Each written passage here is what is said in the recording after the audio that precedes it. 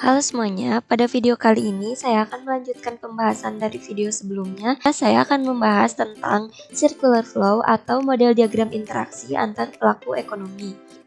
Nah, model diagram interaksi ini terdiri dari 3 macam. Yang pertama ada model diagram sederhana atau 2 sektor, lalu ada model diagram 3 sektor, dan yang terakhir model diagram 4 sektor.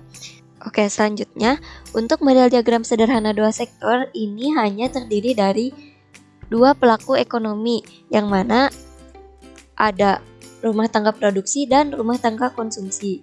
Dalam circular flow juga ada yang disebut dengan pasar input atau pasar faktor produksi dan pasar output atau pasar barang dan jasa. Nah, ketika hendak memproduksi suatu barang dan jasa atau sebuah produk, RTP pasti membutuhkan faktor-faktor produksi atau input, yang mana input tersebut disediakan oleh RTK. Maka RTK akan menyalurkan faktor-faktor produksi yang dia punya kepada RTP, dan setelah RTP menerima sumber daya yang disalurkan oleh RTK, RTP akan memberikan balas jasa berupa uang sewa, upah, bunga, dan keuntungan. Setelah RTP menerima faktor produksi, ia kemudian akan melakukan proses produksi, sehingga pada akhirnya RTP akan menghasilkan barang dan jasa. Produk tersebut pada akhirnya akan disalurkan kembali kepada RTK dari RTP.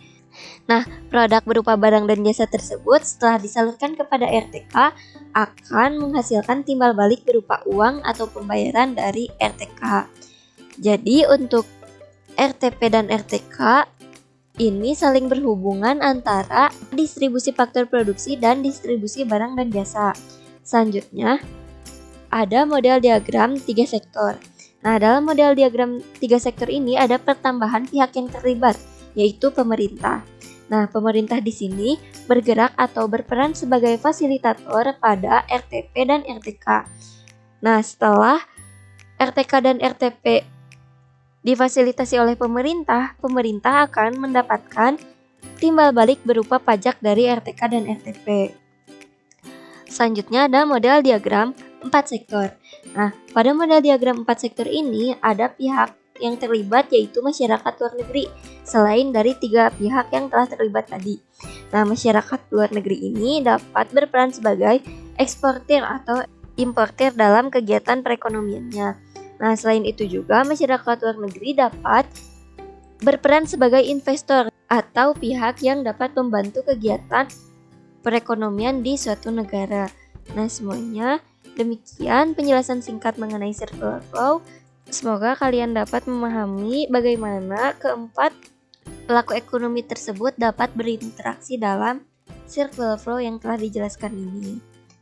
Terima kasih ya sudah menyimak videonya.